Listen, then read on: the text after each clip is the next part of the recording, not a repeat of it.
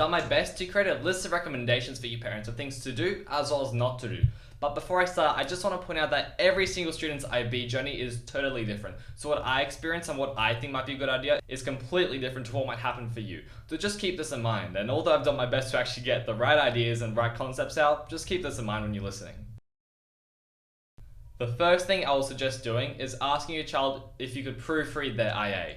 Now, my dad would take 5 hours to only go through 2 pages of my IA because he would analyze every single sentence, think about it hard, think about the grammatical structure, whether I should change the order of my paragraphs, if I put the photos in the right section, if the caption was right. And whilst I found it super useful, by the time he actually gave me that feedback, I'd already completely rewritten that whole paragraph, so it wasn't as useful.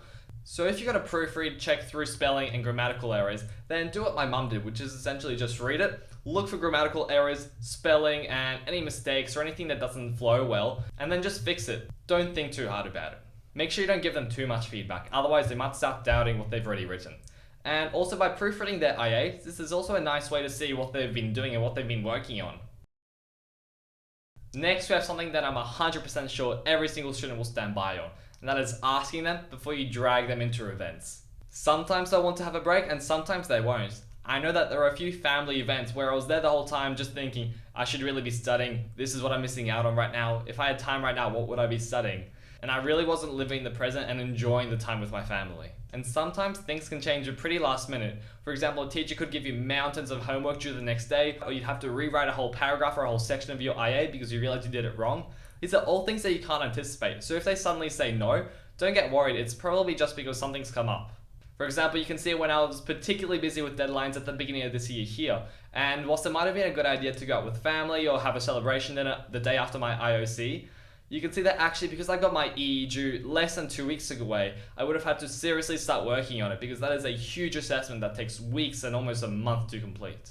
So what I'm trying to say is, even though they might not have an assessment or an IA due within the next week, they might still be stressed or overwhelmed with other workload that's coming. So don't be surprised if they say no to coming to events, and definitely make sure you ask them. I never really thought about this at the time, but looking back, I realized that having nutritional meals really helped me out during the IB. Because having nutritional meals, firstly, keeps you healthy and puts you in a better mood, and secondly, actually keeps you awake for longer.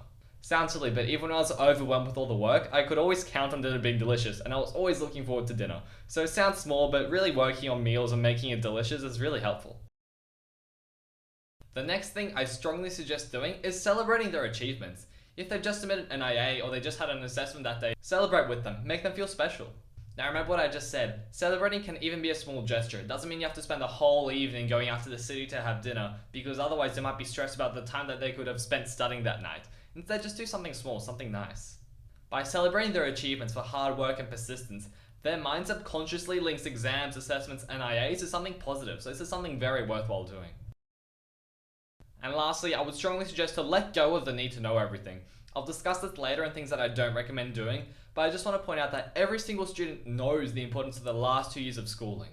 Not only is this a time where they have to prepare for their final exams and apply into universities, but it's also time for growth, and this can only be driven by independence.